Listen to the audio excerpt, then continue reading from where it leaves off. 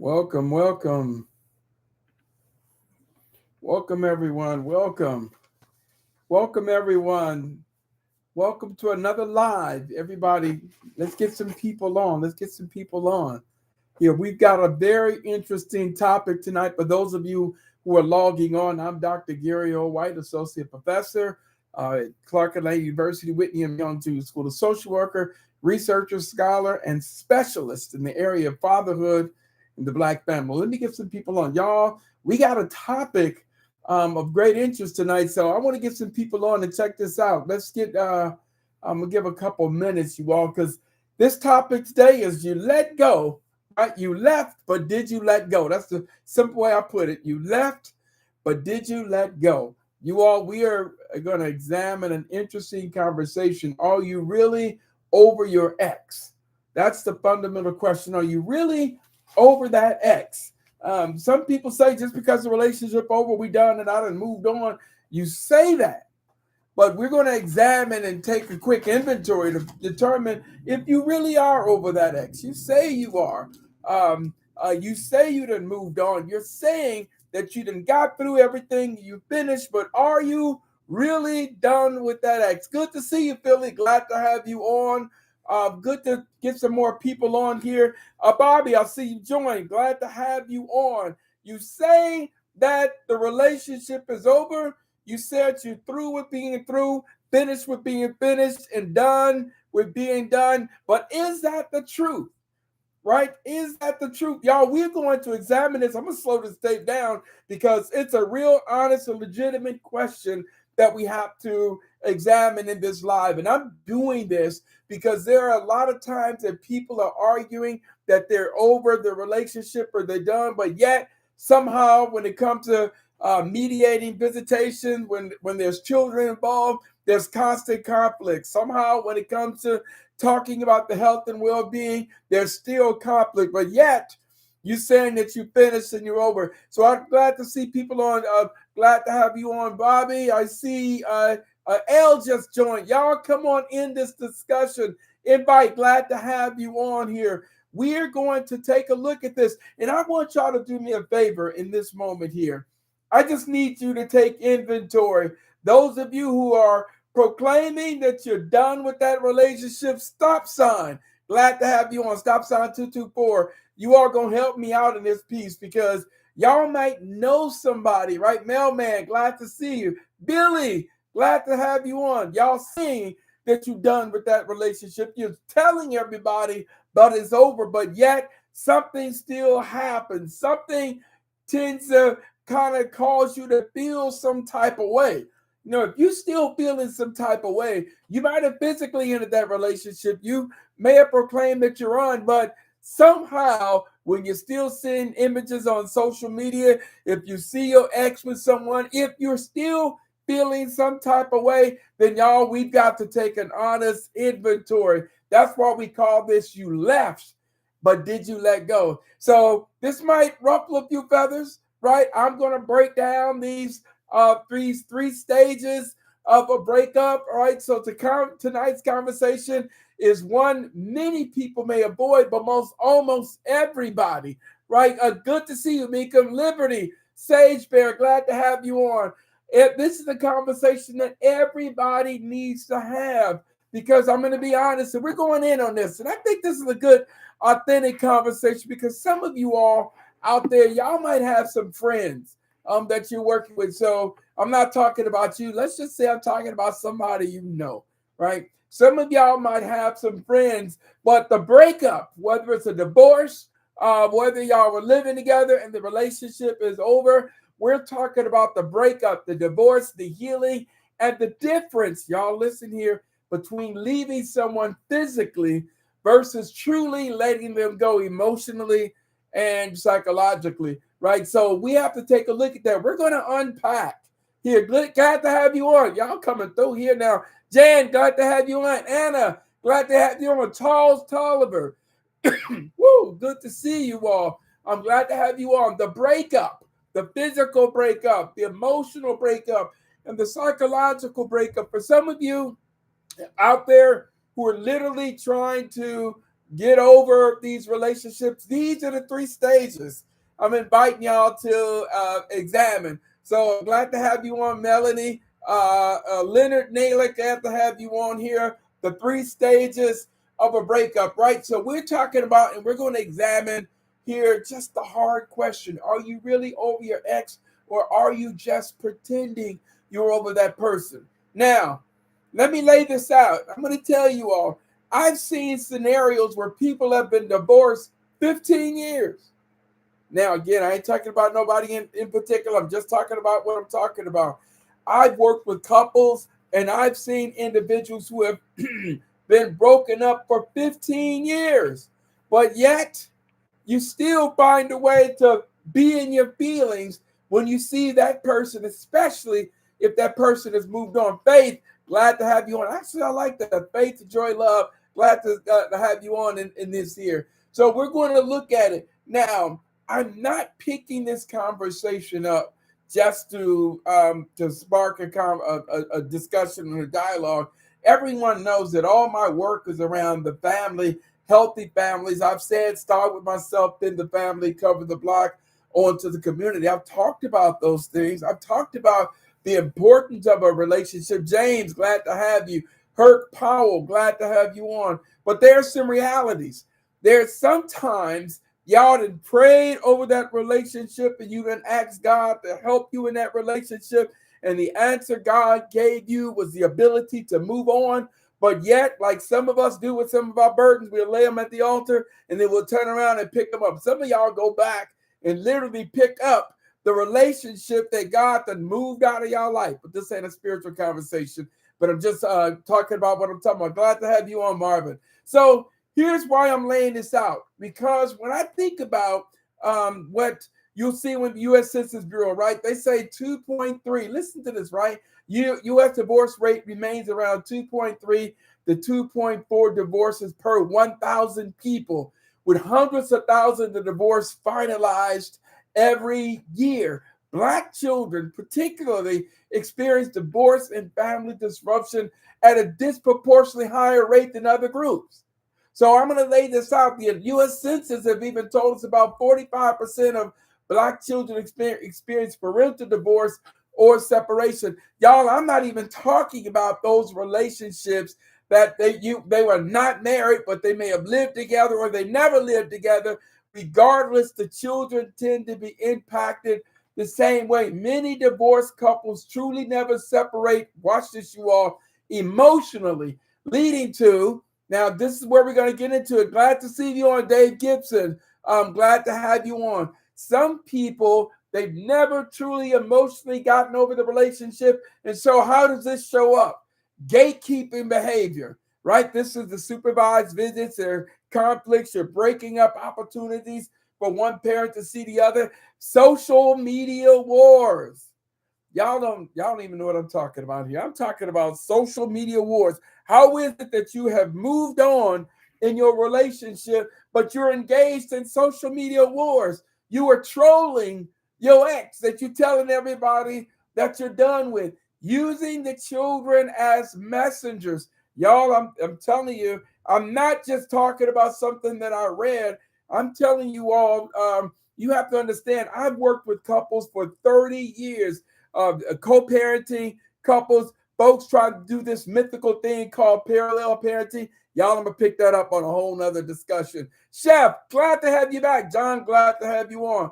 So we see that in these difficult times where people are claiming that they've moved on, but yet they're using the children as the messenger, the kids go, oh, my mama said, or my daddy told me. And so you're using them and you're looking innocent, as if you have no idea that the child overheard you talking about the other parent. And then they began to take on some of that revenge dating, right? Here's another sign that you might not be over. Some of y'all are engaged. Y'all ain't ever heard of this before, revenge dating. So at this point, someone's going to say, well, what the hell is revenge dating, right? You have become a weapon of Black destruction. Now y'all going out on these dates and you can care less on the emotional well-being of the people that you're now involved with. You hitting it, you quitting it, you are no longer emotionally invested.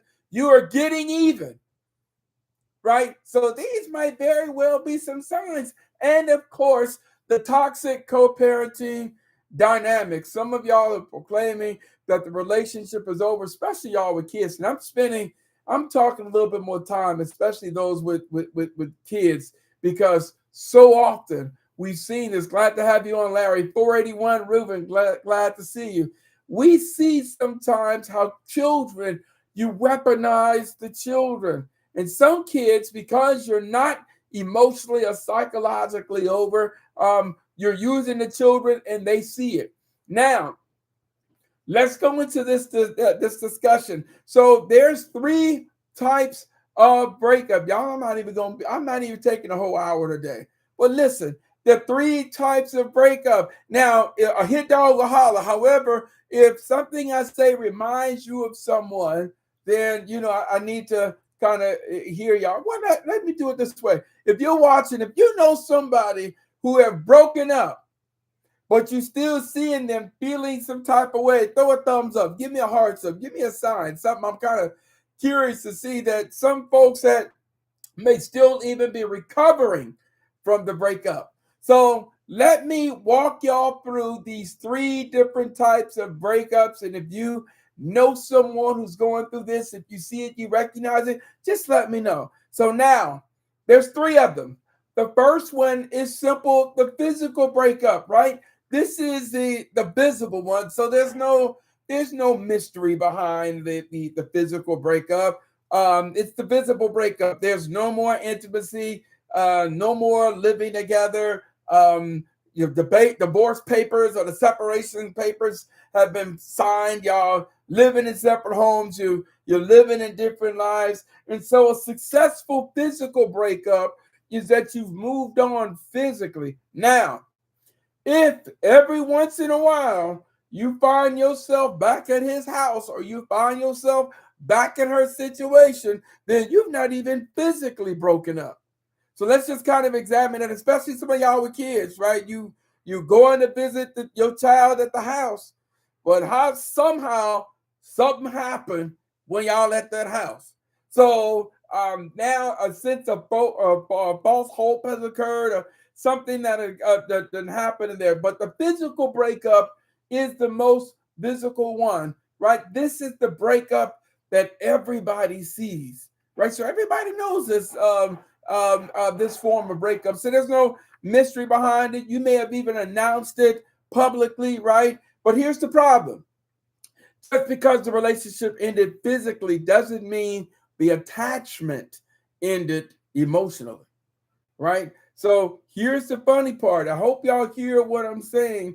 Just because the physical breakup ended, that doesn't mean the attachment, right? The attachment to it has ended. And I'm going to tell you, I don't care how hard you might think you are. I'm going to tell you right now, if you have been in love with someone, the idea of literally you could just simply turn it off, right? That's not realistic. It took some time to get to that level. It takes some time to de-escalate from that level. But this is the challenge here of the first one. So there's no mystery behind that, right? Say, now there are some signs. Y'all listen. There are some signs that this physical stage is not over, right? So you may not be over your ex even physically if you're constantly checking their social media, right? So I get to ask the honest question. Well, why is he still a friend? Why do you still have him? Why haven't you blocked him? Why haven't you removed it? Right?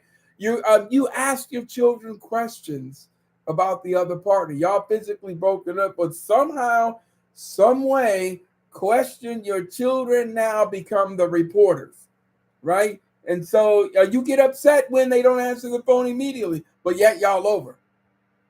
So this first one here, right, is kind of difficult. This stage here that you've not physically let go.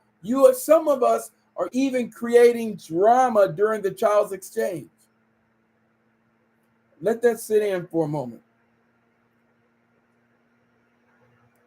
An exchange should simply be an exchange. The two parents meet at the neutral location, or one parent can go to the other parent's house, can get the child, hey, everything good? Do I got everything? And he knows, no, okay, take care, bye.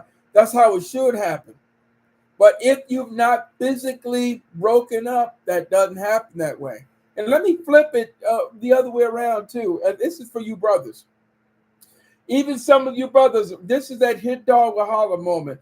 Even some of you brothers, when it's time for you to go pick up your child doing a visit or an exchange, but yet you're bringing your new girlfriend, you know what you're doing. You know what you've not gotten over that person either, because you're even doing some things. So let's not be fooled. Let's just cut to the chase. You may not be over it if you're still doing things in that regard, right? So you compare every new person, right? I'm physically done, but now all of a sudden, every new person that you've met, right? Somehow your ex becomes a measuring stick. So if you weren't conscious of yourself doing that, hopefully in this quick conversation now I'm making you aware. If somehow your baseline or your barometer becomes your ex, then there may still be some residue uh, um, left over. And finally, you may not have physically ended, and this is going to hit home, but this is going to be followed by a challenge. You may have not physically divorced. Watch this. You still keeping old text messages and find yourself every once in a while rereading the arguments. Yeah, let that sit in. If you still got all the old text messages, you proclaiming that the relationship is over. The divorce is over for those of y'all. The divorce, so there's no more documents. There's no more records for the courts to keep. But why are you still keeping old text messages, old voice messages for whoever leave voice messages? Right. So here is the first phase, stage one, the physical breakup. You may not have physically broken up if you're still engaging in those types of behavior. So I got a question. I need to see some responders here. Can people physically separate but still emotionally belong to each other? Can people physically break up but still emotionally belong to each other? Either way, let me know. I'd like to see your comments there, right? Because I'm interested here because some of y'all can provide some valuable input to other people when we examine questions like why some people still struggle to let go during a divorce. But here's the first question there. Can people physically separate but still emotionally belong to each other? Yeah, let that set in. That's an interesting. You still emotional. I didn't say you still talk. I mean, you still emotionally belong to each other. Is that possible? So that's an interesting piece, and I think it's very important there, you all, because the physical breakup is the first stage. Now, I will tell you that there is a difference in the breakup between people who were married and then got a divorce versus a breakup of individuals that were never married. The breakup of individuals that were never married, there's no legal process involved in it. And so because there's no legal process involved in it, if you have a child born out of, if you have a child, there may be a matter of child support or custody in that regard. For the men, especially here in Georgia, if you had a child born out of wedlock and you've broken up, there's a 3-step legal process that you got to go through. Y'all go to my YouTube channel, Dr. Geo White, and you can listen to me talk about what you have to do in all states.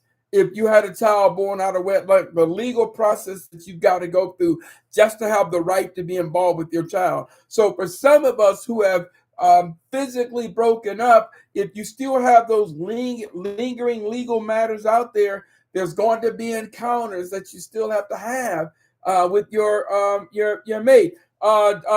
Dr. B, glad to have you on. So we're talking about you all the 3 stages of a breakup or the divorce that we have to let go. You left, but have you let go? And that's the question that we're going to chew on. We have to chew on in that regard. For those of you on YouTube taking a look at this, I'd love to see y'all comments. Jump on in there. So there's the emotional breakup. Now, this one is a little different, you all, because, again, you can be physically broken up. The whole world can see that you and that person are no longer together. So there's no mystery to some degree. But the emotional breakup Y'all, that's a little different here, right? This is when the emotions, when it happens where it's supposed to, the emotional charge disappears. You no longer feel some type of way. So a strong man asks, did you know that the coolest letter in the alphabet is B? Because it's between A and B. I don't get it. Well, anyway, C, I got you. I got you. Absolutely. I got you. I was a little slow on that one, right? The clueless letter between A and B and C. All right. So here's some realities. Emotionally, right? When you have successfully emotionally ended that relationship, right? You no longer feel rage, hurt, anger, disappointment, seeing that ex happy. Let that sit in right there, right? You no longer feel rage, or as younger people put it, you no longer feel some type of way if you stumble upon your ex and they look happy. If that does nothing to you, you may have successfully emotionally disengaged, right? You no longer spiral when they're dating someone else, right? So now you may have successfully let go when that doesn't hit you in that regard. So you're no longer spiraling out. You're no longer getting upset. You people are no longer trying to figure out what's going on with you, right? You may have also successfully emotionally broken up when you stop competing. Did y'all know some people during a breakup, whether you're married or divorced, you start competing with your ex in some of the strangest ways? Social media, when social media becomes a projection of of what you want people to see, now you're projecting some type of image versus your social media posts being a reflection. Hope y'all get what I'm saying. When it's a projection, it's an image or something that you want people to see and believe about you. It's like on a camera projecting on the screen. This is what you're projecting, what you want people to see. But when your social media is a reflection, that means that what people are seeing is really manifested, a manifestation of who you are. But when you have successfully emotionally broken up, then your social media is a reflection of who you are. So again, you're not competing with your ex in any way, and you stop trying to win the breakup. That means y'all, it's all over. Chicken or egg. Glad to have you on. You all have broken up. However, when we know that it's over, right? When you know that it's over, you stop trying to win in the breakup.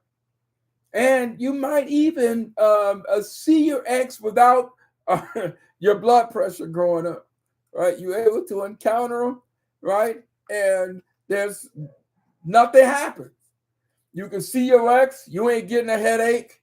You can see your ex, you all of a sudden you lost your appetite, so your appetite's still there, your blood pressure still where it needs to be. Tanisha, glad to have you on. I had a coworker named Tanisha. So we see these things here when you know that you have successfully emotionally detached from that person. Nothing physically happens to you when you see your ex. So your blood pressure is not going up. You're not getting a headache. Your leg no longer twitching, right?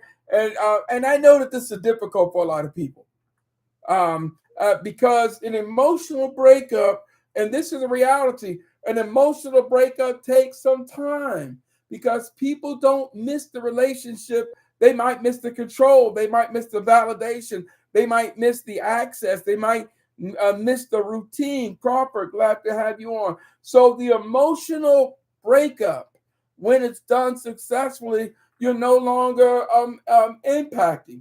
You're no longer feeling some type of way when you see that person out in the world. So, if any of y'all have an ex right now, right? If you see your ex smiling with someone new, how do you feel? Does it affect you at all? For those of you that got an ex, do you have any kind of impact if you see that ex with someone else? And I'm going to again, let's say this. I know that an ex-husband or ex-wife is different from an ex-boyfriend or an ex-girlfriend simply because the amount of emotional investment is far deeper. When you were married, that emotional investment is legal. And so the process of detaching legally, what we do know is as as divorces reach that tipping point before that final court date, it can get really ugly and people can say some really hurtful things. But the emotions for some is at its highest level. So just because the judge signs that document 30 days after that final court hearing, after the mediators and did what they could do, that for some people, it can still take some time. So this is why I pause and ask, how do y'all handle when you see your ex, right? Does it have any kind of effect on you at all? I'm kind of curious there, right? Do you do it? Are you able to move on? So we have the physical, right? Um, um, you have the physical, which are no longer together, but then you have that emotional. And we just celebrated, y'all. We really just celebrated what a successful breakup looks like. Tamara, good to see you. But I do want to pause and say there may be some signs that you may not have physically let go. Or another way to put it, I'm going to give y'all some signs that you might be still emotionally attached. Now, this is the part some of y'all don't want to hear again, y'all, because the physical didn't happen. Y'all done broke up. But these are some things that you might still have some feelings in there, right? You listen, number one, you stalk their social media either directly on their page or they're friends with someone else and you're going on their friends page because you guys share friends together and you keeping up with him or you keeping up with her on the social media pages of your friends. You know who her best friend is. Y'all, you know who his best friend is. So what you're doing is you ain't tagging or going on his social media or her social media, but you on the friends. So you get to see and keep up. You might not have emotionally let go, right? One. Number two, that you might not have emotionally let go or separated from that person. You feel jealous of their happiness. So this is the point where I recognize that we might hit home a little bit. You feel jealous for their happiness. You've seen them, especially if you've seen that she has moved on. If you see that brother done moved on, brothers, if you see her out dating and happy on social media, and you now begin jealous or upset over her happiness. So we see that right there. And some of you might even find yourself saying things, but this is when your blood pressure goes up. This is when you get an attitude. This is where you randomly say things to friends unsolicited. Yeah, I saw his social media page, all that bullshit he doing. I see it. You're right. You talk with your boys, man. Did y'all see that social media page? She would have. I mean, her body count must be going up, right? You're saying these derogatory things because you stalking them, right? The truth of the matter is, but you may still be emotionally attached, or let me rephrase that: you have not emotionally detached from the relationship. You want their new relationship to fail. Number three, sign that you may not have successfully detached because you're literally hoping that their new relationship fails. You literally somehow are trying to figure out how you can say to somebody, hell, you might even get in the mirror and say to yourself, I told you his ass wasn't going to make it. I knew it. Now she see the same shit I saw. You having them kind of conversations. You may not have emotionally let go. Y'all, I'm unpacking these because these are some realities, right? You constantly bring up old pains. Now, if you got some real good friends in your circle, they might say to you, "Why the hell you keep still bringing that up?" right? You're talking about the old pains. And I'm not talking about those of you who, because some relationships, let me be honest here, some relationships could have been so impactful, right? Emotionally, traumatically, spiritually. Some relationships that have ended have had such an incredible impact. And what I'm going to always recommend that to really get through it, you're in therapy.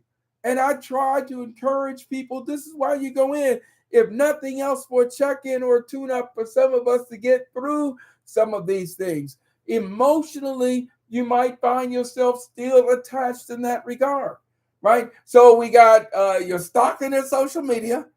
Number two, you feel jealous of their happiness. Number three, you want their new relationship to fail. Number four, you're constantly bringing up old pain. Oh, y'all ain't done, right? Number five, you feel, now listen to this, y'all. You feel satisfaction when you see them struggling. You are somehow feeling some level of satisfaction when you see her struggling, when you see her going through some stuff. It kind of makes you smile. You can see it, or someone that told you something about that's happening to him, and instead of the empathy that any person would have, there's a smile on your face. Some of you all might even bring God into it. See that God don't like ugly. Y'all heard that before. Now all of a sudden, somehow, you've attached it to that regard. So Will Slaughter, glad to have you on. Right. So that's number five, where you may still be emotionally connected to this person. Number six, you use your children to stay emotionally connected. You know, it's one of the interesting things that have come up in a class that I run on Saturdays and on Friday, and in asking questions, you know, you want the children to stay emotionally connected. And I asked the question, how many of you have asked your children about how the other parent was doing? And getting those people to be honest and authentic with the group, they have found themselves doing that, right? So you use your children to stay emotionally connected to the person. I asked that same group, why do people stay in unhealthy relationships? A very interesting question. Why do people stay in unhealthy relationships? And one of the most common things we've heard you hear in this generation, and definitely in older generations, you'll hear people say, we stand together for the kids. Now, I need y'all to think about that for a second. Which is better? For a child to be in a household where there are two dysfunctional, conflicting parents, but they still in the same household, or a child living in a single house or a co-parenting home with one parent? We have even convinced ourselves that we are staying together in a relationship for the children because we're not able and we're unwilling to be honest and authentic enough to our children, to ourselves, and recognizing you stand together for you. The children are just a patsy.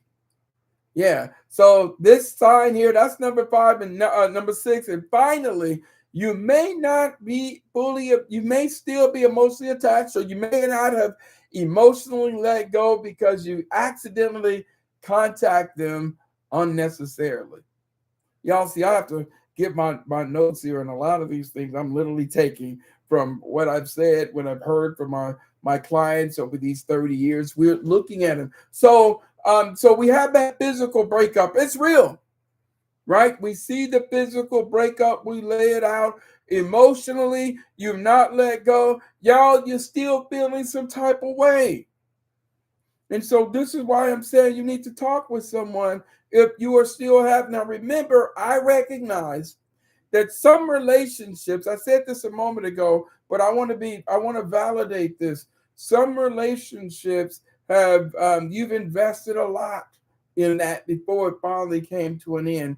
And so I know, and I'm being honest and authentic, just because I'm identifying these things, I'm not accusing or anyone, but I'm just creating for you all who are watching this some milestones or benchmarks and check marks for your own inventory, for yourself and for your friends who have recently ended a relationship or a marriage, and these are some milestones that Dr. White has recommended as a check-in to see if this relationship, if they're truly making the progress that they're supposed to. So why do people struggle watching an ex move on?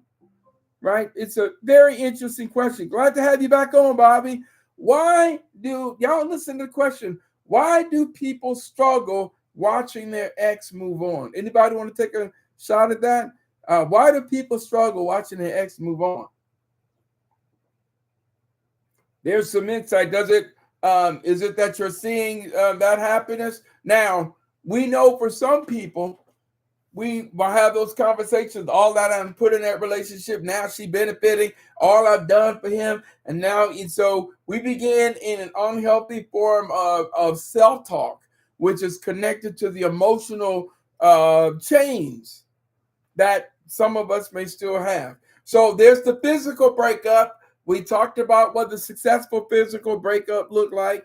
Then there's the emotional breakup. We talked about what successful emotional breakup looked like. And we talked about how the reality for some of us is that you may not have emotionally detached from that person. You all, this is an opportunity to be authentic with yourself.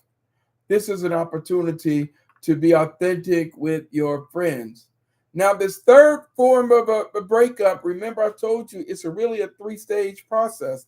This third one is probably of the three that becomes a bit more problematic than others, right? And this is the psychological breakup, right? These and that's literally when we began to think about the things that we say, but more importantly, the things that we do, right? So the psychological one is the one that's I'm suggesting is most likely manifested in a behavior, things that you are doing. Good to see you, Kimberly. So this is the deepest level of the healing that takes place. The deepest level of the healing that I want you all to focus on. And I'm giving you all an opportunity, even those of you who do what I'm recommending that you do, those of you who are recovering from a very hard breakup. If you're taking the time with the therapist, you can talk to them about the emotional and the psychological, all three of these. And there's a spiritual one too. And, maybe we'll touch on that. But this one here, the psychological, right? This is when, watch this. You have. Let me start with the positive.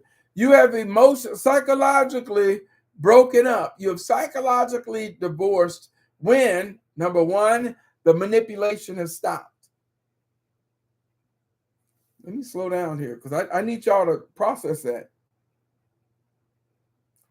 You stop playing these psychological games, so the manipulation has stopped, right? The games have stopped, right? The gatekeeping has stopped, right? And what am I'm going to slow this tape down here because I'm going to talk about the negative of the inverse of this in a moment, but I just want to pause here. The gatekeeping has stopped. Y'all share a child together and you are using the child. Now, this might be that point where some people want to switch and leave my channel, but some of you are being gatekeepers. You're still engaged in psychological warfare. Some of you, brothers, you might be telling her that she's not a good mother. Sisters, you may be using a child counseling visitations or doing things knowing that it will hurt him, knowing that something you will say about her parenting may damage her. You know this. So you may not, so when you're no longer engaging in the gatekeeping, then you may have made significant progress in terms of the psychological breakup, right? And so this is important here. So the desire to emotionally punish your ex has disappeared. So this is why I'm saying that this is the deepest level of the healing right there. So some of these things, that's the feelings that you're having, right? Your thoughts is forming opinions form the beliefs that get converted into a behavior. So, but we know that because the psychological detachment is the most important part here. But you're no longer engaging in the power and control as it relates to the children. Brothers, you have you have succeeded, and you're not psychologically playing games. Y'all have agreed on the child support payments you've had. And I hate the word child support payment, but I'm going to say you're supporting your child through providing financial assistance. That's the new language. I'm not doing child support payments. I'm saying you're supporting your child through financial assistance, but all of a sudden you see her happy, and now all of a sudden you want to withhold or disrupt the financial support. So this is how I know that you have not psychologically let go. You done told everybody that you moved on, but it becomes problematic. But when you have psychologically divorced, then this is where the mature co-parenting work begins. So I'm gonna slow that down for y'all because I don't want to leave you all. The mature co-parenting work begins. Dr. Lowe, good to see you, sis. So these three phases of the breakup just is clearly that important: the physical, the psychological, the emotional, and now we're touching on the psychological. And again, this is the most difficult part. So quickly, let me touch on this. You have successfully psychologically detached in that relationship because again, the manipulation is stopped. The games, playing games, has stopped. You're no longer engaged in gatekeeping. Y'all, let me tell you what that means. I want to be very clear that the pickup, the drop off is occurring. A visitation order or joint custody order, y'all have to understand those are guidelines. Those are rules that are in place. And I tell men this all the time, especially in the years that I would do mediations and parenting plans, where I would have to tell couples that the visitation order or the visitation plan, the first, third, fifth weekend, alternating holidays, Father's Day, all those things, those are guidelines that are in place when you two are no longer able to function as adults. Then there's a rule or a law that you fall back on. But what we do know, and this is why the psychological detachment is so important, because what we do know is that if you all divorced and those children were young and there's still visitation conflicts and concerns 5, 6, 7 years into it, y'all are stuck. One or both of you are still stuck in that loop. And so, but when you have successfully let that go, then that's where the mature co-parenting work begins. Now, let's have some real talk about these psychological games because, again, you all, this is the deepest part, right? Number one, and this is, I'm going to lay these out, right? This is how some of you may be engaged in some of the psychological games here. Withholding visitation. Let me say that again. You are withholding visitation. You saying, no, I don't care about him. I didn't move on. But you are withholding visitation. If you got some real friends in your life, they're going to tell you what you're doing ain't cool. You have weaponized the communication, right? So now what should be a common communication about the child, something in school, and somehow it always makes it back to what you all got going on, right? So you didn't get a message, and then I don't know, y'all just communicating about the child at school, and out of left field, the parent said, "Well, you would know that if you were really involved. I shouldn't have to tell you those things." Do y'all know? Let me explain this here. Let me explain this. Monica, glad to have you on. Do you all know that there are parents? I have experienced in my mediations and working with parents, I have experienced parents where one parent has withhold important medication information to the other parent, taking the position. Y'all listen to this. Well, if his ass was at the doctor's office, he would know. He need to find out for himself. Where I'd have to say, so this change in the asthma medicine, the increased dosage, or the doctor wants this medicine to be administered differently. So now help me understand, why do you want to withhold that information? So because his ass needs to know. Oh, okay, but you do know that the consequences of teaching him a lesson can impact your child, but somehow y'all following me? So you have not psychologically let go. Roy Coleman, good to see you, my brother. So some people that even important information like medication, you intentionally don't tell the other parent because you're taking a position. If they was a real mother, or if they was a real father, they would know, or they would check on their own, right? You delay responses. Y'all, these are the games right now. Y'all, I'm talking about the psychological games, right? You delay responses intentionally. Y'all know the visitation is scheduled for this Friday at 6 o'clock, and the parent is calling. You see the parent calling. The parent then left the messages and text messages. We still on for 6 o'clock, and you are intentionally not responding. Again, if some of y'all got some real friends in y'all relationship, they gonna check you on it, right? To be able to say I care enough for you. What you're doing is wrong, right? So these psychological games. Right now, I want to appeal to your circle, because I'm giving y'all 7 psychological games that are common for people who have not let go, and I'm giving you all these things. But I'm going to appeal to the circle. Those of you who you have friends in your circle that is engaged in this behavior, I want you to not worry so much about having their back. At this point, someone said, "What do you mean, Dr. White? Don't get my friends back." Yes, I want you to give less energy to having your friends back who is going through this, and use more energy to have their front. Y'all get that? That means before they say something, before they do something, they told you about it, you possess the knowledge of it. I want you all to care enough about your friends, to love them enough to be willing to lose that friendship for their own best interest. I belong to an organization called Let Us Make Man, a gathering to reclaim Black manhood. And one of the founders of our organization, Derek Bozeman, um, um, he always says, sometimes we've got to love our people more than they love themselves. And so the truth is, if y'all got friends who are engaged in these psychological games, I need you to love them more than they love themselves right now.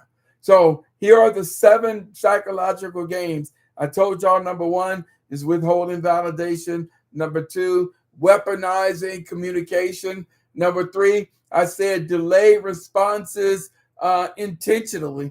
You know that that's making the person worry. You know that that's frustrating the person, and you know it. Number 4, watch this. You're creating unnecessary conflicts. These are psychological games that people are playing, and they might be small, they might be subtle. I'm going to tell you, the psychological games. Good to see you there, Glaze. I'm glad to have you on, Michelle. Glad to have you on. The psychological games that people play here, unnecessary conflicts. Everything is going well. You say something that you know that can get a rise out of that person. So again, I'm not talking to anybody in particular. I'm just talking about what I'm talking about. But you're now saying some things that you know that are designed to impact some people. So everything's going well. So did you get a better job? Something did you get a better job? Well, what that mean? It's an unnecessary conflict, right? So I can see you being a better mother than what you was before, right? These are things that sometimes people will say, the psychological games that are literally designed to get a rise and strike up a conflict. Now, this one here, psychological games, you all, this one here, I'm going to offer up. And again, you might be doing it. Somebody might be doing it to you, or this one here, you know somebody in your circle and you're watching them do this. You're introducing a new partner to provoke jealousy. Introducing a new partner to provoke jealousy. Now, why is that so important? I'm gonna tell you why that's so important, and so y'all don't miss this one here, because I don't want y'all to lose this. This new partner that you introduced her to, your ex to, you don't really care about that new partner, but all of a sudden you showing some overabundance of an abundance of love for this new person, but this unfortunately this new person has no idea that she or he is nothing more than a pawn, right? So I'm exploring the psychological games right now. So you are introducing a new partner that's designed to provoke jealousy in your ex. These are the psychological games. I told y'all I got to dance around these things here. Or you use the children as emotional spies. Oh, y'all get a. I need somebody right now to get a pen. I need y'all to write that down. Use the children as emotional spies. I know y'all don't want to believe that, but get your pen, y'all. I need y'all to write that down. Using the children as emotional spies. Right? How your mama doing? You don't really want to know how your mama doing. You don't really want to know how the mama doing. I mean, you want to know how she doing, but you don't really want to know how. You really want to know how she doing. You don't really want to know how she doing. Meaning, you're not asking how your mama doing out of a genuine concern. You asking the children unwittingly, and they don't know that you asking the children. It's really just a tactic or a ploy that you can use to see if she moving on with her life. If you asking to see the children. So your daddy got a new friend, huh? Yeah. Psychological games. We see this here, right? Now this is not co-parenting. This is unresolved psychological welfare, and the children always feel the impact of it. Now, here's an example for those of you who are watching. Here's an example of your children may be forced to develop some skills, and I'm talking about kids. Some children are forced to develop some skills that they really shouldn't have to develop at such an early age. So, what is that skill? That skill is that they have to downplay the great time that they've had with that parent. So, Roy Cohen, here's how it goes. Then the child comes back home to her mother. So how was the trip? And now the child is minimizing.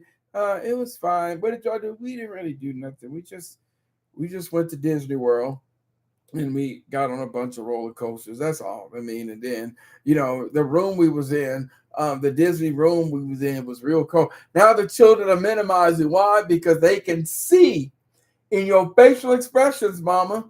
They can see in your face that if they tell you they had a damn good time with their daddy, you're going to feel some type of way and say something. With all that money he didn't spend at Disney World, he could have helped pay for your sports. Let's make sure we reverse that and understand that we do that same exact thing, brother. She didn't went, and now you get the kids. How your mama doing? And now all of a sudden it's the same thing. My mama doing fine. All right, so yeah, she's doing fine. She just got a new job and stuff. So we ain't moving to a. I don't like the neighborhood. I got my own room now, but I don't. So now y'all can hear the children, the skill that the children have had to develop because you have not psychologically let go. They have to minimize the great bonding or the great time that they had with the parent because they can see in your face. They can see in your face that if they tell you that they had a great time with mama or brothers, here we go. Y'all put your seatbelt on this. Or they can't tell you that they really like mama's new boyfriend. He's a really good person. Some children, and when these parents are having these conflicts, that some children dare not tell their father that they kind of like mama's new friend. So these are some realities around the psychological games. So we literally use the children as emotional spies to check in to get a barometer. And sometimes the children may not even know or realize that they are part of the psychological war games, right? So kids can hear the tension Even when the parents whisper, children become emotional references in adult pain. Well, y'all better take some notes here. I got 5 minutes left on this thing here. And I'm like, 5 minutes of funk. I got to get this thing in, right? So here's some signs for those of you who are watching that you may not have psychologically moved on, right? You may not have psychologically moved on. Now, I just told y'all some of the games that take place from when the relationship literally comes to an end. And some of those psychological games I just talked about, they tend to linger on. But here's some signs that you may not have emotionally moved on, and now it's lingering on a little longer than what it needs to, right? You intentionally make co-parenting difficult. Number one, you intentionally make co-parenting difficult. Number two, you use the children to punish your ex. You're withholding visitations, you're canceling visitation. Oh, I got something to do. You know it's his weekend. You know this is his time. You know that she has this big event coming up where she's supposed to. Now you intentionally using the children. You are celebrating. You have not emotionally, psychologically moved on if you're celebrating their failures. You have not psychologically moved on. I hope y'all follow me on this here because I need y'all to write these down. Number four, listen to this, you all. You constantly reopen old wounds. Relationship is dead and gone, but still you find yourself thinking about something that she did, thinking about something that he said, and all the emotions like trauma have come back. Not only the memory comes back, but the emotions associated with it. You have triggers, and triggers to some degree are manifestations of untreated trauma. So some of you you have not that emotional piece is still there, and you constantly reopen those old wounds, right? Number four, you refuse healthy communication. So the person, your ex, is trying to have a healthy conversation with you. Now, y'all, I'm making a very big distinction because you have the ex where there's children involved, and that I expect emotionally and psychologically. I expect that to linger a little longer when there are children involved. Why? Because you are connected for life. And so, therefore, some of these things can't come back. But when there's no children involved and you still engaged in this, then that's when I'm saying you need to get into therapy because this stuff is lingering on longer than what it needs to be lingering on. You manipulate access to the children. You have not psychologically divorced or ended the relationship when you are using access to the children as a weapon. Everyone talks about the Duluth model of power and control, and I see it, and it is absolutely real as a tool that some men may use in relationships during the end of a relationship or even after relationship. But there's another wheel that people don't like to talk about, and that's when the children become the tool of power and the tool of control. So you are manipulating access to the children. You've not psychologically let go. And finally, you compete for the children's affection, right? You compete for the children's affection. So now again, for those with kids, they benefit from that, right? So the points that I want you all to understand as we depart here, because I don't want to lose these things here, right? Breaking up has levels. Number one, physical, I left. Emotionally, I no longer hurt. Psychologically, I no longer need control. That final level is where peace lives. That's the final level. So tonight's message is simple. Healing is not just separation. Healing is also transformation. Y'all hear me? It's not just separation. It is also transformation. You know you've healed when peace matters more than revenge. Your children's stability matters more than you winning, and your future matters more than your past. So you all chew on these things I'm going to give you because too many people carry expired relationships into their new seasons and into their new relationships. So hear me clearly as we depart of the day. You cannot build a healthy future while emotionally living in yesterday. So for my Black family, for our children, for our communities, we must normalize healthy endings, mature co-parenting, emotional accountability, and healing, because children deserve parents who are healed, not parents still fighting invisible wars.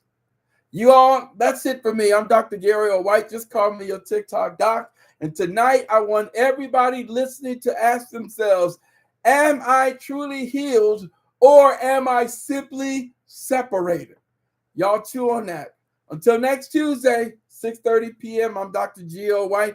Y'all go to my YouTube page, the Dr. G.O. White Show. Every Tuesday night, just after this, a new TikTok Live, a new YouTube Live is posted. So y'all go to the Dr. G.O. White Show and check out what I have here. You all, this is food for the family. This is food for healthy communities. So y'all chew on this. I'm not just doing this. This is the therapy that I'm giving you all live. I'm Dr. Gio White. This is my TikTok Live. Until next Tuesday, y'all take care and God bless. To my YouTube family, I appreciate y'all for joining in. Y'all tell somebody what we talked about. Share this post. Until next week, for my YouTube folks, I see you all. And y'all, once again, check out the new YouTube post that comes out tonight, immediately following this. Until then, y'all take care. God bless.